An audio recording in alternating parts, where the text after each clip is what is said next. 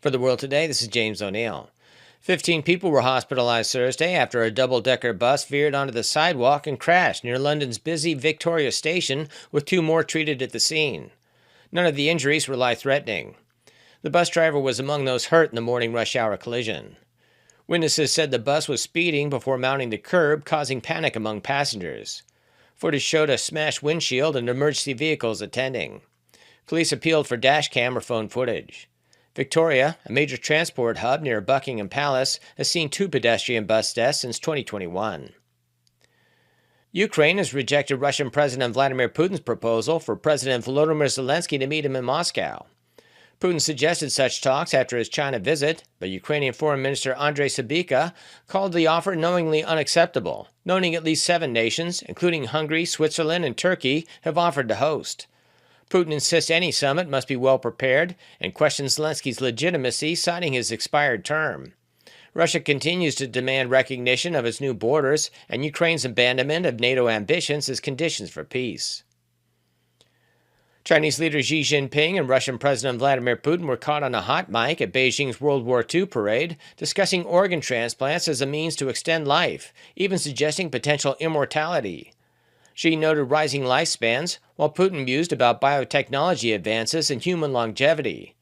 Putin has long promoted research into life extension, including 3D printed organs, cellular rejuvenation, and projects linked to his daughter. Experts dismiss the remarks, stressing organ transplants cannot grant immortality and highlighting ethical concerns over access. Xi reportedly appeared less preoccupied with longevity than Putin. Russia's Foreign Intelligence Service accused German Chancellor Friedrich Merz of harboring a maniacal drive for revenge, rooted in Nazi-era grievances. The SVR alleged Berlin is preparing Taurus missiles for Ukraine with markings removed, possibly to be launched by German troops. Merz has pledged missile deliveries, urged Western sanctions to economically exhaust Russia, and labeled President Vladimir Putin a major war criminal. Moscow dismissed the claims as attempts to shift blame for the Ukraine conflict. Merz's family history drew scrutiny, with archives confirming his grandfather's Nazi Party membership. U.S. Special Envoy Steve Witkoff met European leaders in Paris Thursday to discuss security guarantees for Ukraine amid ongoing war. French President Emmanuel Macron said Europeans are ready to pledge protections once peace is signed, stressing U.S. backing is essential. Ukraine's Chief of Staff Andriy Yermak insisted guarantees cover land, sea, air, and cyberspace. Plans could involve intelligence sharing and air support, though troop commitments remain unclear. Talks followed overnight Russian drone strikes in Ukraine, with 84 intercepted. Leaders, including Britain's Keir Starmer, coordinated with President Trump by phone after the meeting.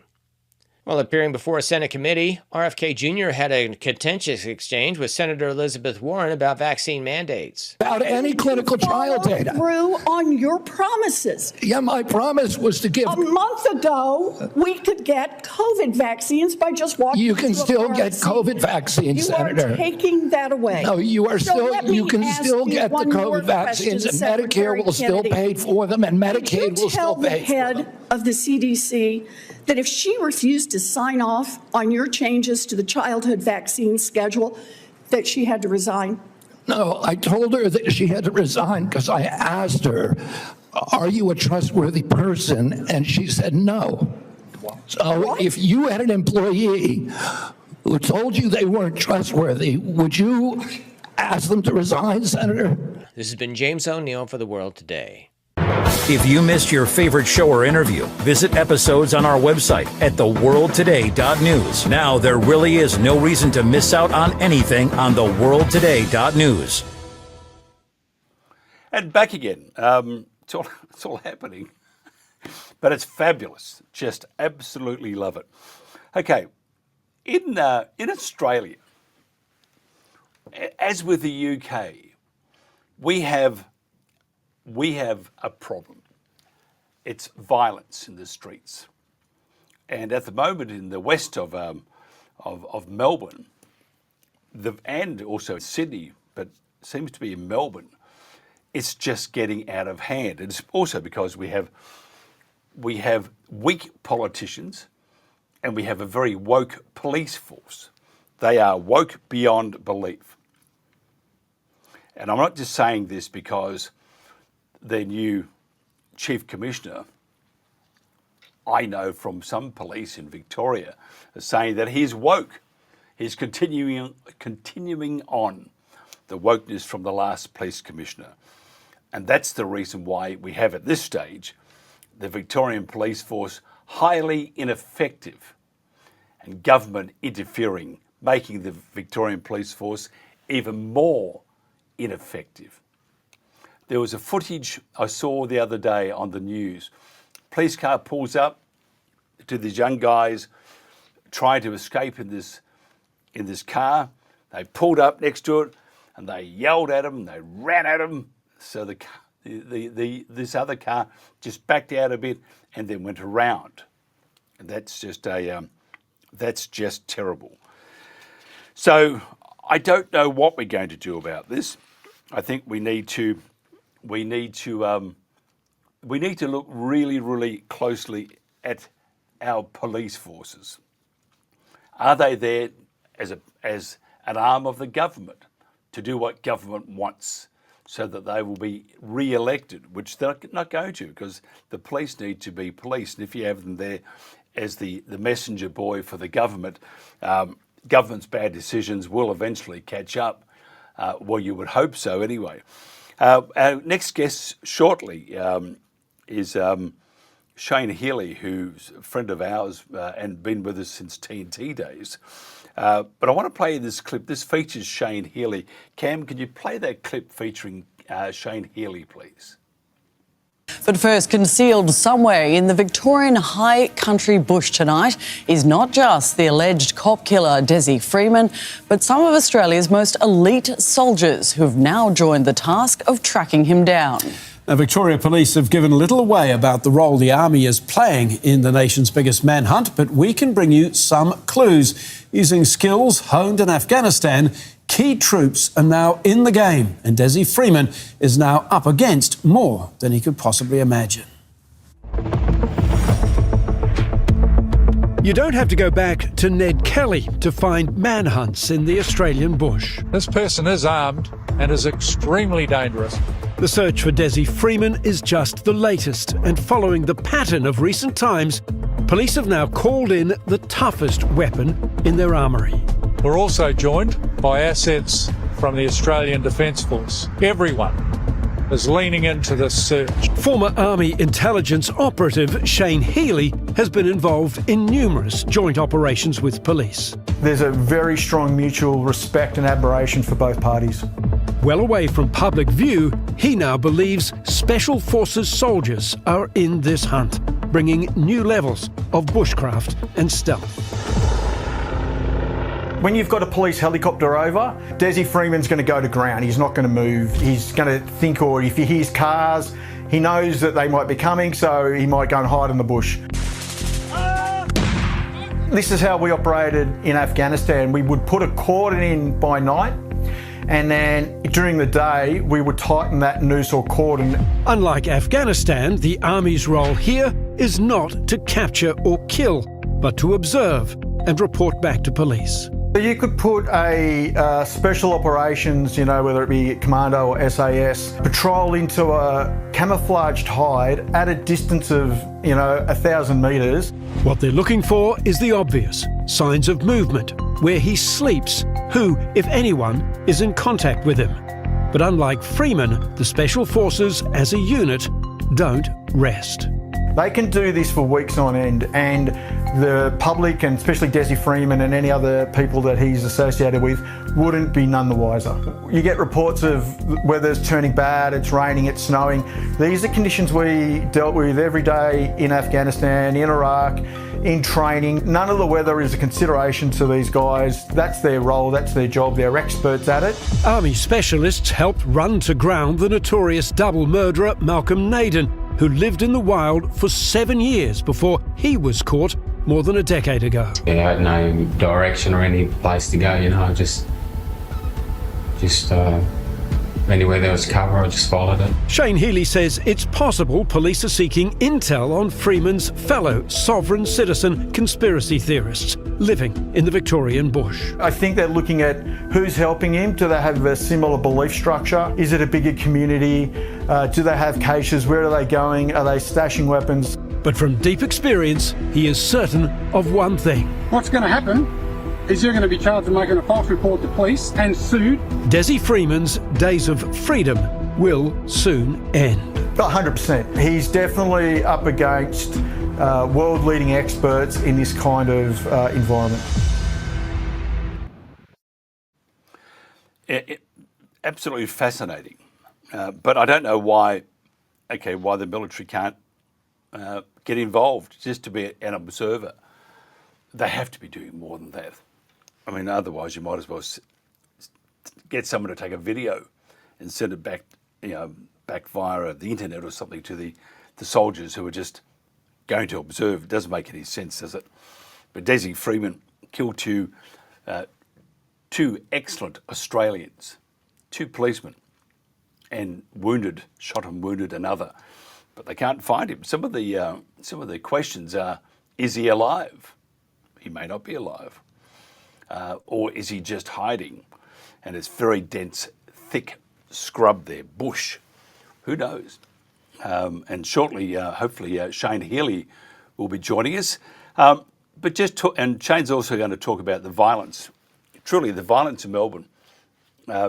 If you're anywhere in the world watching, you'll understand that when a 12-year-old and a 15-year-old are walking home at 8 o'clock at night from basketball, and they're jumped by this group of 8, and probably I would most likely think teens with machetes and knives, and they killed both of them, chopped one of the children's hands off. I mean, and then they laid into both victims with their machetes. I mean,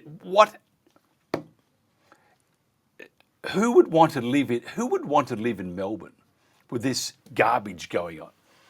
Jacinta Allen is a premier there, and we should try and get her on. Oh, yeah, pigs can fly too.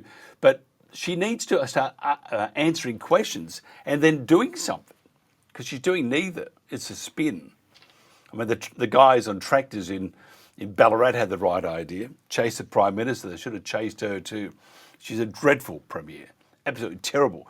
And look at Melbourne. Melbourne is the crime capital of Australia, indeed. We're still waiting for Shane. We might just go to a quick commercial break. This is The World Today. Telling it as it is. This is today's News Talk, The World Today. And back again. We're having some connection issues, but we'll get Shane either back today or tomorrow. Let's get into our next guest, which we attempted the other day to, and now we have him back here. His name is Frank Wahlig, a Berlin correspondent for a radio network or station called KONTRAFUNK. Frank, thanks for joining us. Could you just tell me about your immigration problem at the moment within Germany? Yeah, good afternoon to Australia. The immigration problem is that we have had an influx of about 4 to 5 million people, mostly coming from south of the Sahara and from Arabic countries. And it's virtually, this turns out after 10 years of this special experience, it turns out that it's virtually impossible to integrate all these people, this amount of people. The cultures are too different.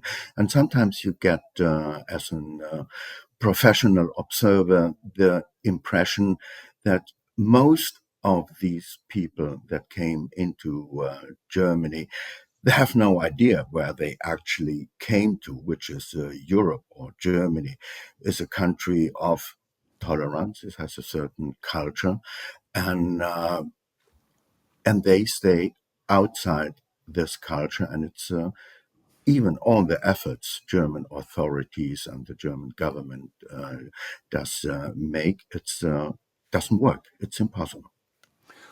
Could you provide some of the statistics on immigration growth in recent years? Yeah. So I will shower you with some facts. Last year, those are the latest statistics, we got an influx of 55,000 migrants from Syria, 36,000 migrants from Turkey, the same amount of migrants from Afghanistan. And especially Afghanistan, we have a special government-backed program that enables Afghani people come into Germany by chartered airplanes from Islamabad, Pakistan, to Germany. And those are the people, German authorities say, that are endangered, that are democratic orientated, and they have to come to Germany. And some of the people worked for the German ISAF forces in Afghanistan within the last 20 years. So we have a special welcome program for 40,000 Afghanis plus. And into Europe since 2015 came roughly 9 million migrants, mostly from Arabic countries, Iraq, Syria, Afghanistan, and so on and so forth, and from North African countries like Tunisia and Morocco. And this causes problem. If you want to hear some more figures,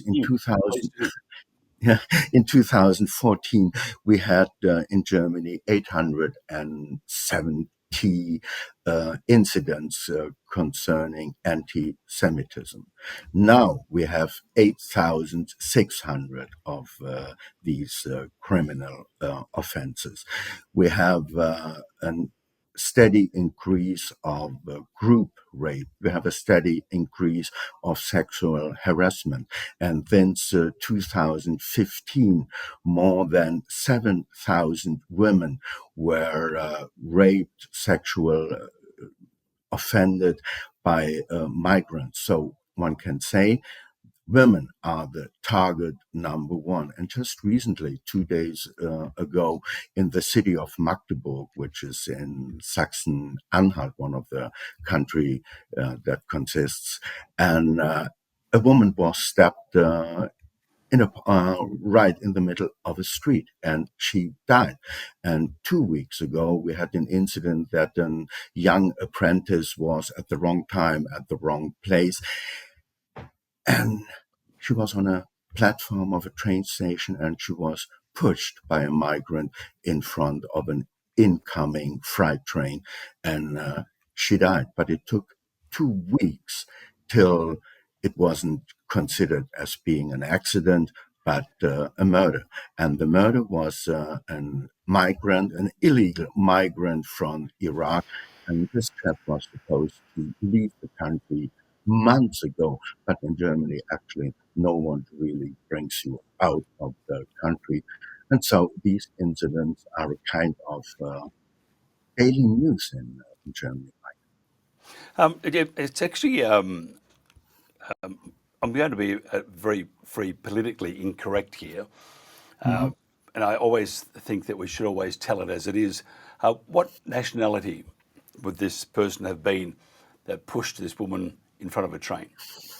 Oh, it took a couple of days till the authorities published his nationality.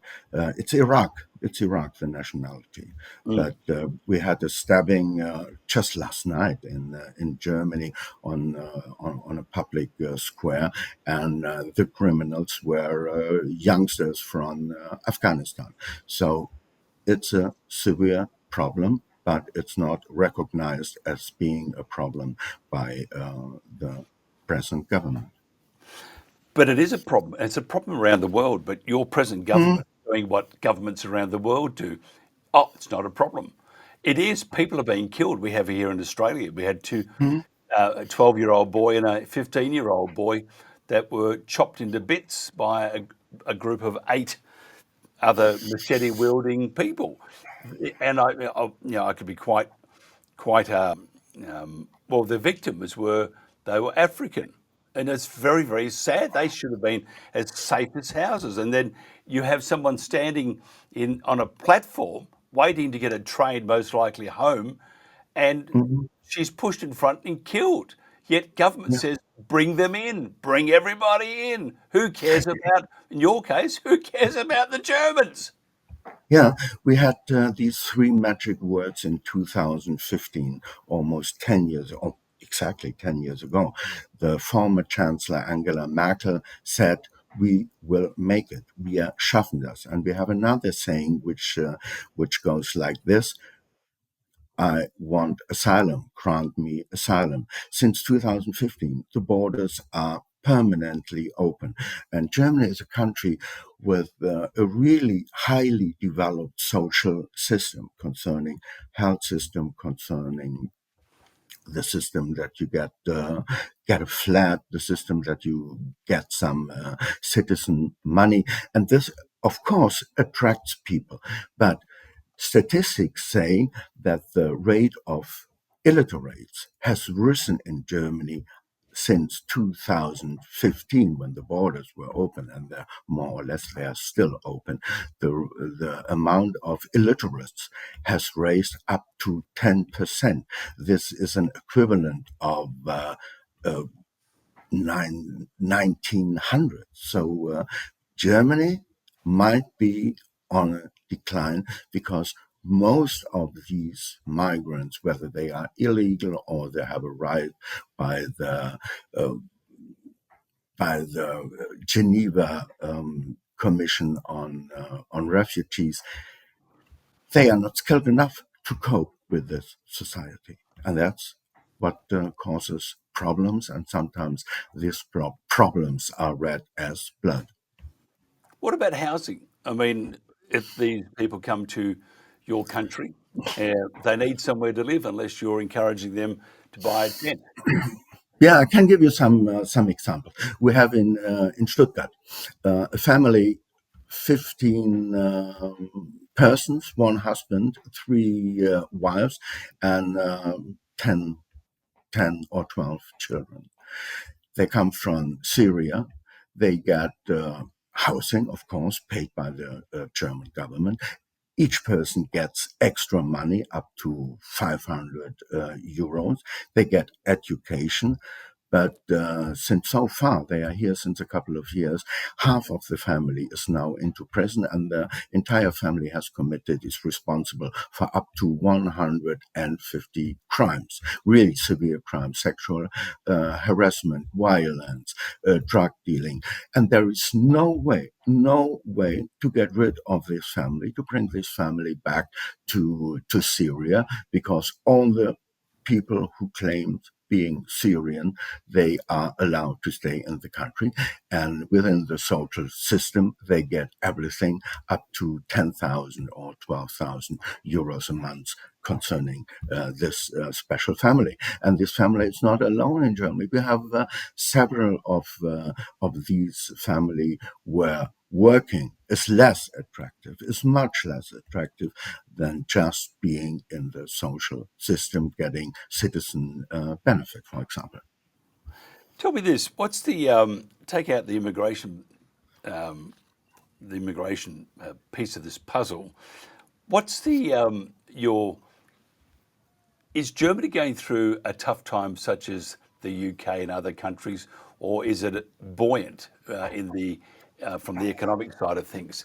The reason why I ask you this, if it's like other countries throughout Europe and the rest of the world, it's doing it tough. The last thing you need is to bring in, and I'll say it, to bring in freeloaders who are going to come in. 12,000 euros a month is a lot of money. Yeah, it is. And I would dare say it's a lot more than many Germans have. So tell me about the economic situation. Is it going through a period of time that it's economically tough? Yeah, of course. We are in the third year of an economic recession. The annual income of people is sinking. And so it's getting hard to keep our social systems in a working condition.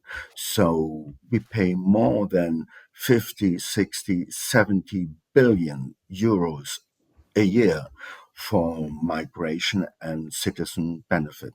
Germany has now reached for the first time within more than a decade that we have more than 3 million unemployed people, and it's difficult to bring them back to work. We have roughly 5 million people within the system of citizen benefit. This all has to be paid. German government or the social system is paying the rent for all the migrants and all the people, is paying the health system. So the costs are exploding. And this is what makes it difficult for the present government. We have had election in February, and the government has promised to deal with these problems. The problem number one is migration. The problem number two is the social system doesn't work anymore. Until now, the government did virtually nothing or very little.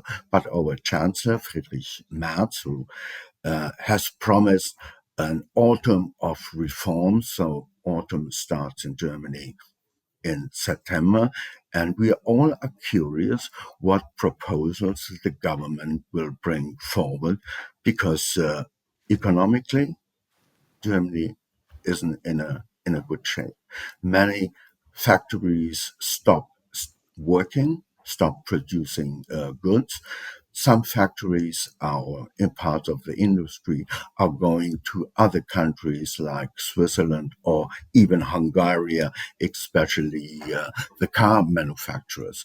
The income of Mercedes, the car manufacturer, went down 1/3. The same with BMW, the same with Audi, and Porsche has lost its place within the economy because the cars, no one's going to buy the cars anymore, too expensive, and it's difficult to bring these cars abroad. And the car industry was one of the major industry, and especially the manufacturers that produce components for the cars. They closed down, and you can read it in the papers every week. So the autumn is not very, will not be very funny. No, I mean, it's rapidly going downhill. What about your Chancellor, Merz, and the government? Are they listening to the people? They say so. But till now, we don't even have projects or planned laws to minimize the migration. The Secretary of Interior Affairs is saying, well, we are controlling the borders and we are dealing with the system of migration.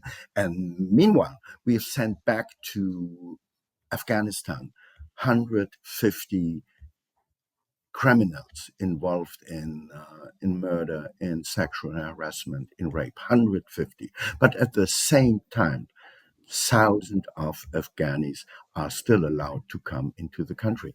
And recently, we had a verdict from one of our high courts saying that, of a European high court saying that every Afghani woman has the right to be granted asylum within the European community.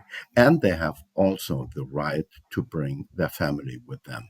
This means the influx is continuing and continuing.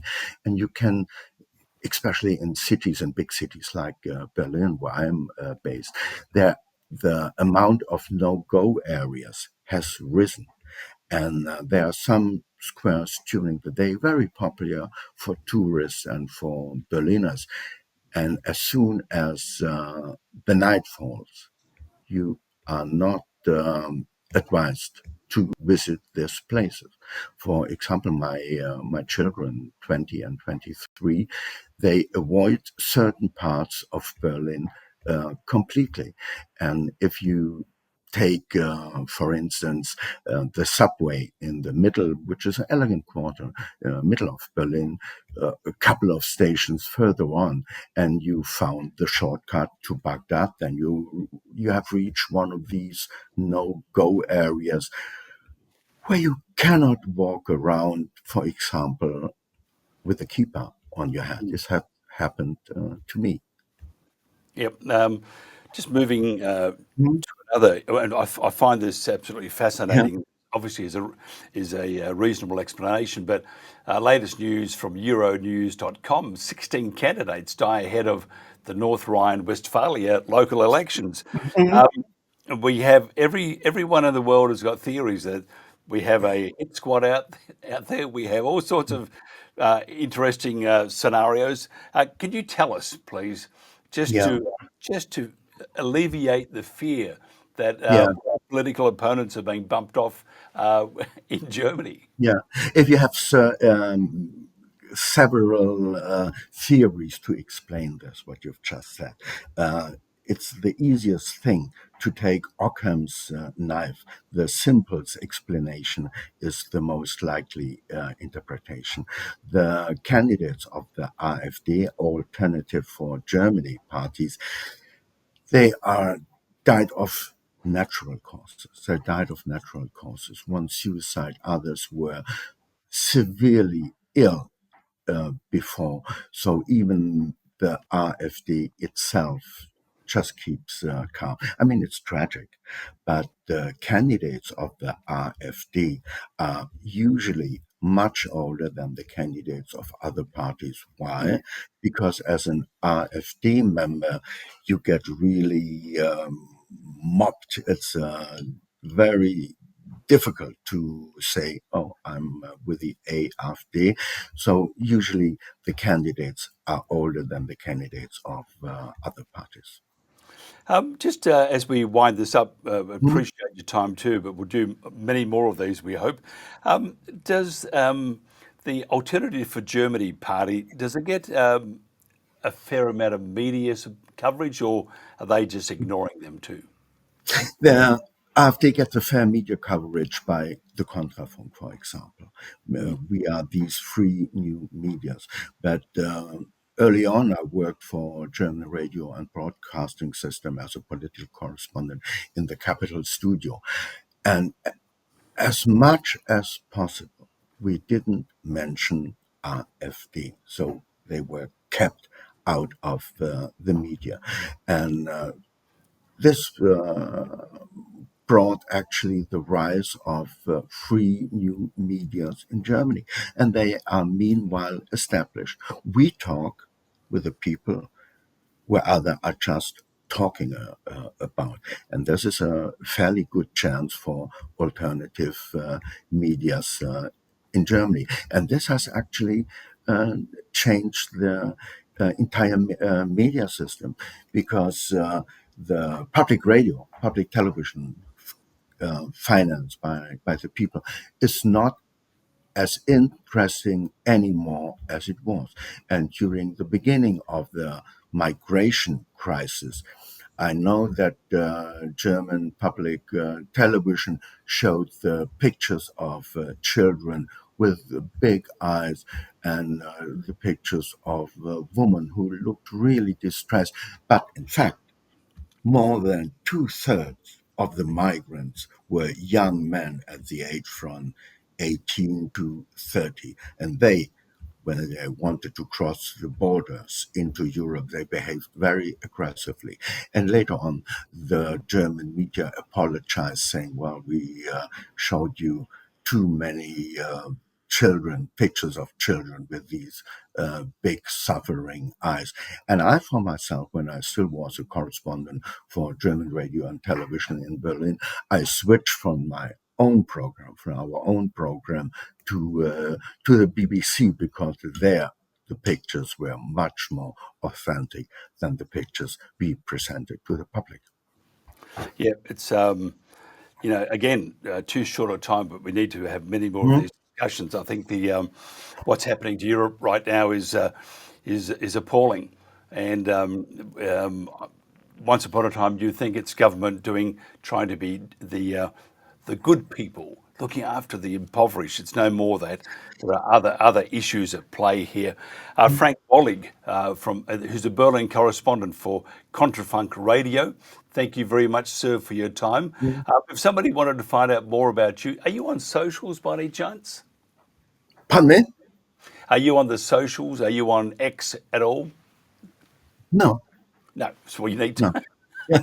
We need to get you on it immediately. Frank, thank you very much, sir. Now we're going to cross into Shane Healey in a second, but I'm going to play this clip again, and then we'll go to Shane Healey. Cam, if you could play Shane's clip, please. But first, concealed somewhere in the Victorian high country bush tonight is not just the alleged cop killer Dezi Freeman, but some of Australia's most elite soldiers who have now joined the task of tracking him down. Now, Victoria Police have given little away about the role the Army is playing in the nation's biggest manhunt, but we can bring you some clues. Using skills honed in Afghanistan, key troops are now in the game, and Dezi Freeman is now up against more than he could possibly imagine. You don't have to go back to Ned Kelly to find manhunts in the Australian bush. This person is armed and is extremely dangerous. The search for Dezi Freeman is just the latest, and following the pattern of recent times, police have now called in the toughest weapon in their armoury. We're also joined by assets from the Australian Defence Force. Everyone is leaning into this search. Former Army intelligence operative Shane Healey has been involved in numerous joint operations with police. There's a very strong mutual respect and admiration for both parties. Well away from public view, he now believes Special Forces soldiers are in this hunt, bringing new levels of bushcraft and stealth. When you've got a police helicopter over, Dezi Freeman's going to go to ground. He's not going to move. He's going to think, or if he hears cars, he knows that they might be coming, so he might go and hide in the bush. This is how we operated in Afghanistan. We would put a cordon in by night, and then during the day, we would tighten that noose or cordon. Unlike Afghanistan, the Army's role here is not to capture or kill, but to observe and report back to police. So you could put a special operations, whether it be commando or SAS, patrol into a camouflaged hide at a distance of, 1,000 metres. What they're looking for is the obvious, signs of movement, where he sleeps, who, if anyone, is in contact with him. But unlike Freeman, the Special Forces as a unit don't rest. They can do this for weeks on end, and the public, and especially Dezi Freeman and any other people that he's associated with, wouldn't be none the wiser. You get reports of weather's turning bad, it's raining, it's snowing.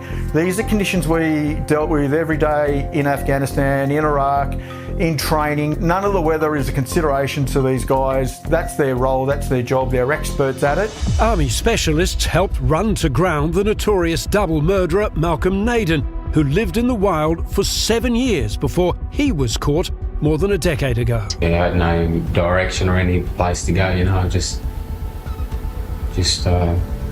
anywhere there was cover, I just followed it. Shane Healey says it's possible police are seeking intel on Freeman's fellow sovereign citizen conspiracy theorists living in the Victorian bush. I think they're looking at who's helping him. Do they have a similar belief structure? Is it a bigger community?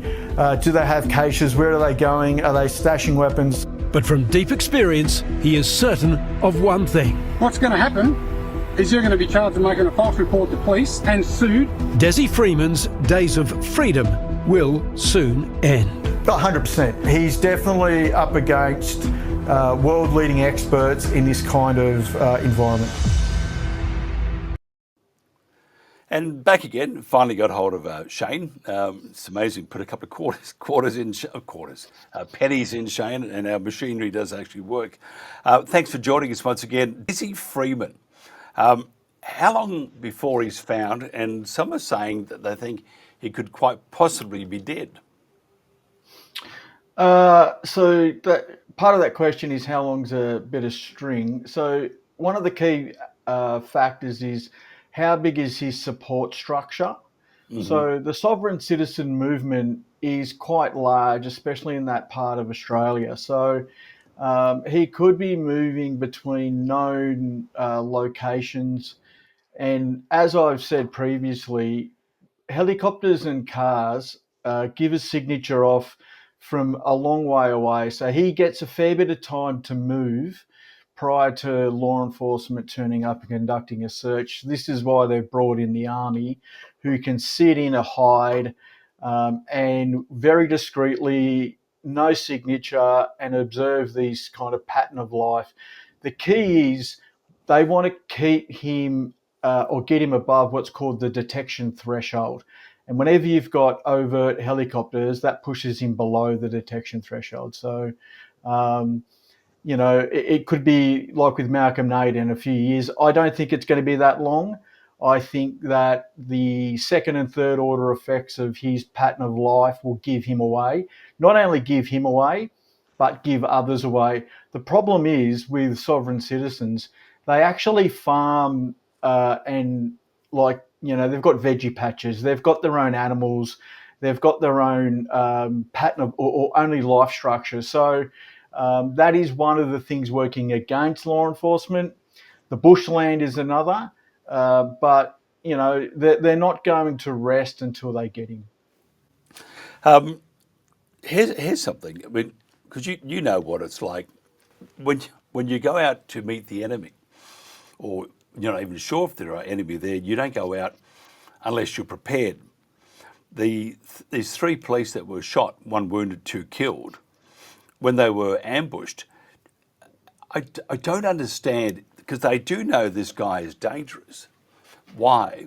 I mean, if you were in the army and you sent out three guys, knowing full well there's someone there and that knows the bush really well, that they believe is armed and is not all, he's in it, circling the earth with his mind at particular times of his life.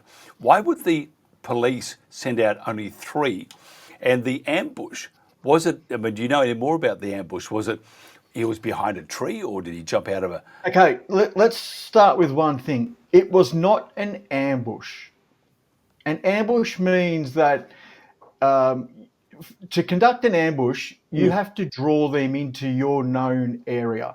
So, for example, if he had rang the police up and said, I need police to this location because of whatever, and he knows they're coming down the road and he opens fire, that's an ambush. He didn't know they were coming. So it's not an ambush, it's an attack. And we really have to be mindful, because they throw that word around willy-nilly and it's just not correct. He didn't know they were going to execute that warrant. So therefore, he was reacting to their overt actions. Now, they did do a risk assessment and they got it horribly wrong. There's been reporting that the Victorian Police Special Operations Group asked to go along and do this call out and arrest, and they said no. The detective said, we don't want you, we don't require you, we're going to go ourselves. And I think that's one of the things that Victoria Police are overshadowing here, because their operational failure caused the death of these officers. It's no different to what happened in Queensland with the Trail Brothers. That wasn't an ambush either. They did not know that those police were going to come and execute that warrant that day. They just opened fire and returned fire. So it wasn't an ambush. The police in Queensland were very unprepared for what happened then. And in Victoria, it was the same. So we've got to get rid of that word ambush and use words like returned fire, opened fire, because that's what happened. And what really needs to happen is the Commissioner of Victoria Police must be held to account and asked why his risk assessment was so bad that he didn't send special operations police officers to conduct that arrest. And I agree, because the reason why I say ambush, that's what the official statements were saying. Oh, they're ambushed. And I found that truly, I find that hard. Well, I found it hard to believe, but you can only go by the information you have, and you know a lot more than I do and than most people do. And you understand these sort of situations. And you are right, Shane. Why did Command send these three guys out to this guy that was not all together, and he was heavily armed, and they know that from just by looking at videos, and he's been in and out with the police for a long time. So surely, I mean, so these three coppers, one wounded, two killed. I mean, there needs to be an investigation into command. This would not happen with the military, and sometimes I question whether the Victorian police force or any police forces are able to handle these situations these days, because they seem so far out of the league. Yet you have the military there. This is what they do. This is their bread and butter. Surely at least there could be some sort of cooperation between both forces.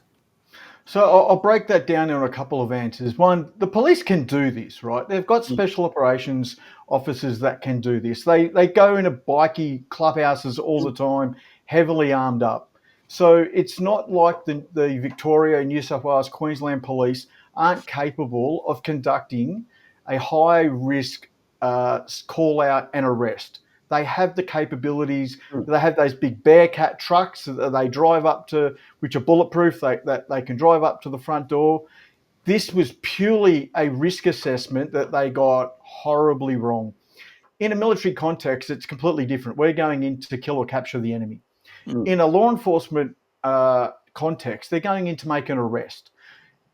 As far as calling in the army to operate domestically, you have two levels of authorities. You have DAC, Defence Aid to Civil Communities, which is like when the military help for a flood or bushfire or disaster relief, or that's level 1 all the way up to level 6. Like I've been involved in DAC level 6s where we've conducted some discrete operations with the joint counter-terrorism teams and things like that. The difference is you're not armed. There's no threat. You're not allowed to carry a weapon. Now, when it comes to the Tactical Assault Group, which handles terrorism incidents, that's a DFAC, a Defence Force Aid to Civil Authorities. And that gives the military a complete handover from the police to the army to conduct overt actions to neutralise that threat. So, for example, if he was barricaded up and he was saying that they were members of ISIS, under the National Counter-Terrorism authorities, that would go from the police across to the Tactical Assault Group, and they would be legally authorised to use lethal force to bring that to an end. In this case, that's not what's going on, which is why the military's assistance is purely at a reconnaissance and advisory role. If it was deemed to be and this is where the Attorney General and other politicians have to be very careful, because under our terrorism laws, sovereign citizens now should be deemed a domestic terrorism group. If they do that, that allows the Governor General to activate the Army's counter-terrorism tactical assault group to go in, and they can conduct an overt action, just like the Link Cafe. So the Link Cafe, the New South Wales Police refused to call that a terrorism incident, which is why the Army were never called in to end that scenario. So there's a lot of authorities involved, and at this stage, they haven't deemed sovereign citizens to be domestic terrorists. Therefore, it's still a law enforcement operation.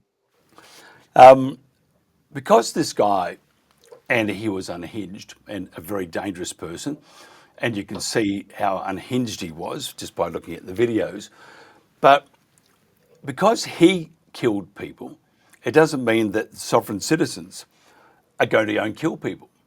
So I think we also have to be a little careful here. And by the way, I do not agree with sovereign citizens, but if they just shut up and kept in their own backyard and do what they want to do without hurting or harming or breaking the law, then so be it. So and the media tarnishes this group, with the action of one individual. So maybe that sovereign citizens don't need to be regarded as a domestic terrorist group. Maybe we need to have stronger laws, though, that stop these things from ever happening. No, we've got the laws, we've got the legislation. The problem with sovereign citizens is they're not one group. They don't have a leader. They're many different communities. Some of those communities live quite harmoniously, and others don't. The problem is when they believe that they're outside of the laws that we have to live by. So you often see them get, they drive without a driver's license. They get pulled over by the police, and they go, I don't acknowledge your authority. I don't need a license to drive a car on the road. I'm a sovereign citizen. I don't agree. That's kind of their ideology. One thing that the government is scared to do is actually have the tough conversation and identify what is the ideology of a sovereign citizen. Because it doesn't matter what form of terrorism, whether it be Islamic, ISIS or the National Socialist Movement, it all comes down to their belief structure. And what makes a terrorist group is their belief that they can use force or violence in order to further their cause. In this case, this is just one guy. Sorry, Shane, I don't mean to be butting. Yep. Looking at the time, this is one guy. I mean, are there other examples then? Are you saying there are other examples that the sovereign citizens are committing violence and breaking and crimes? 100%. The Clavell brothers, the Trail brothers. Do we have? I understand, but do we have evidence of that? Yeah, I just gave you two cases right there. The police had to shoot the Trail brothers in Victoria when they arrested them. I mean, the Clavell brothers. The Trail brothers are the sovereign citizens that shot the police in Queensland.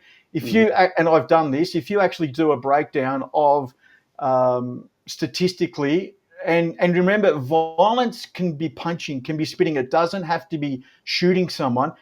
Violence and fear come under the terrorism legislation. So if you're threatening, if you're using fear as a tactic, that is terrorism. And there is a lot of sovereign citizens' actions that fall into that category. But again, they don't have a leader.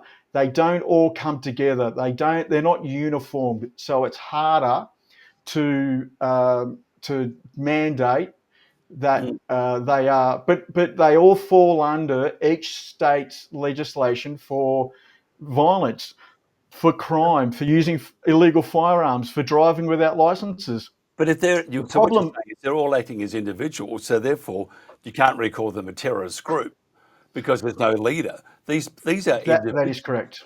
Yeah, so these are individuals. So if they haven't got a leader and they're not acting as a group, they have to be just acted as these people as individuals, and they are breaking the law and they deserve foot up the arse and all that sort of stuff. As for driving without licenses, I know a lot of people. I mean, they've all been booked and they should have been booked, but they drove without licenses. Doesn't mean that, but if you go to court and listen, and there's actually some very good videos on YouTube about it. When they get into court, they'll say to the judge, I don't acknowledge your authority to sentence me. I don't acknowledge the king. I don't acknowledge your laws. I'm a sovereign citizen. That's the issue. It's not just they're driving without a license. In their mind, in their ideology, they don't think they have to pay tax. They don't think they have to, abide by normal society rules, which is what makes society function. It's more than just those little things. It's their whole way of life. They just firmly believe that they don't have to conform with normal society. You mentioned if a group uses fear as a tactic, they should be basically tarnished with the word terrorist or a terrorist group. Tell me about the crime in Melbourne at the moment. We had a 12-year-old and a 15-year-old had their hands chopped off and they were butchered by a group of 8 people who used exactly that fear as a tactic. Are they a terrorist group? If that was a group with a leader that hasn't, now remember, it's got to be an ideology. So what is their belief structure? If they have a belief structure that condones violence, yes, they are a terrorist group. Well, so you don't have to. They do. Look at what's happening. I mean, Melbourne is, and you know yourself. I mean, I can't believe the amount of violence that's happening in Melbourne. I put it down to government also. I agree. And if you look at my posts on X, I can't believe that the Attorney General hasn't deemed the National Socialist Movement a domestic terrorist organisation. It would end all that neo-Nazi crap overnight because they would all be arrested. And what annoys me the most, if they were a group of young Muslim men, they would have been arrested years ago. But because they're white, and people like Pauline Hanson agree with half of what they say, they won't designate them a terrorist organisation. But for all intents and purposes, the National Socialist Movement, Thomas Sewell and his cronies, are a domestic terrorist organisation. Should be designated as such and should be treated as such. What do we do about youth violence? Because we are going to run, I will go over, by the way, so just prepare for another 5 minutes. But what do we do about the youth crime in Melbourne? It's predominant. Well, I say predominantly. It originates from the west. And if you look at the houses that have been broken into with people with machetes, they attack the people, and these are very tall young teenagers, young children. This isn't new. I worked in a high violent offending part of New South Wales Youth Justice 10 years ago. This is not a new thing. It's just because of social media now we're seeing it. The youth crime and youth violence has been around for 30, 40 years. It starts in the home. That's the biggest problem now. A lot of kids aren't getting the structure at home, and teachers are having to teach with one hand tied. What are the consequences for a young 15-year-old boy? The biggest shock that I got when I went and worked at Youth Justice, it took kids 8, 9, 10 convictions before they actually got locked up. If we started locking kids up at the first or second offence, they're not going to continue to offend. But the problem is they keep getting away with it. They steal a car, get arrested, go before a juvenile judge, do 2 or 3 nights in a juvenile facility, get released. And to them, they're like, who cares? I just stole a car. They need to get 3, 4, 5 months and understand there's repercussions for their actions. That's the first thing we need to do. But we won't do it, and until we do that, and this is across Australia. I've given lectures in Queensland. I've given lectures in the Territory. One of my former bosses is Australia's leading expert on this subject. And that's the problem. And like I said, that's what shocked me the most. When I worked in a high offending unit at New South Wales Youth Justice, including we had 7 convicted juvenile terrorists at the time, most of the offenders had, they were on their 10th, 11th offence before they actually got time in Cobham or one of the juvenile detention facilities. And then it was only 3 or 4 months. If they were 18, 19, they're getting 10 years. And that's the problem. They're not getting sentences that correlate with the crimes they're committing. So if you were Prime Minister, Premier, head of the police force, everybody, what would you do to fix it? I would replicate adult time with juveniles. So if you're a juvenile, now the problem is that cognitively, juveniles' decision making isn't so you don't actually rationally become fully mature until you're about 23, 24. So their decision making process isn't the same as an adult, which is why some people say they need more rehabilitation work. But inside a juvenile detention facility, they get more care. They've got high school, they've got social workers, they've got psychologists. If it was me, I would replicate. So if you're a 15-year-old boy, you break into a house and you steal a car, you get 4 years inside a facility. In New South Wales, we have the ability to extend a juvenile sentence until they're 21. I would keep that. I would make 21 the juvenile age, not 18. Therefore, if you're 15 and you steal a car and you get sentenced to 4 years, you do that 4 years in a juvenile facility where you've got to finish high school and you're going to get actually mentored by, you're going to work with psychologists. You're going to come down to the root cause of the problem.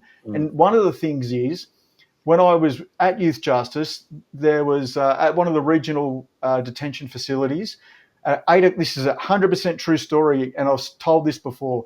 There was a knock on the door of the detention facility, and the guard opened the door, and it was a young Indigenous boy who had been there before, and he goes, "Can I come in and spend the night?" The guard goes, "No, it's a jail, you can't come in." And he goes, "Please just let me come in, I can't go home." The guard said no. So we went down the road, picked a brick up, threw a brick, smashed a window, got arrested, and wound up at that facility. Why? Because he was getting beaten up at home. He just wanted a safe bed and a feed. So if we fix that up, then the offending is going to go down. They did a survey about 10 years ago of all these youth offenders. There was about 500 of them. And one of the questions was, if we could do one thing to make you feel safer and stop your offending, what would it be? 80% of them said, a lock on my bedroom door. Wow, that's incredible. We have to fix homes. If we fix the family units, if we make kids safe, we encourage them, then that will diminish the crime rates. But at the moment, kids just don't feel safe at home. Parents are on drugs, parents are drinking, parents have got their own lives. So kids are out committing crime. And then when they get caught, there's no real consequence. So they're going, let's keep going, and they up the ante. We know that through recidivism statistics, that if you steal something in a shop today and don't get caught, then you steal a bike, nothing happens. Then you steal a car. You don't just go straight to stealing cars. It's a graduation, an escalation of offending. Whereas if you did, if you stole that food or if you stole a bike first and you went in and did 6 months in a juvenile detention facility, you're not going to steal the car. 100% behind you there, Shane. Shane Healey, if somebody wants to find out more about you, besides replaying Channel 10 news bulletins, how do they do that? I'm on X under Terrorist Hunter 6. Absolutely brilliant. Shane Healey, thank you very much for your time. This is The World Today.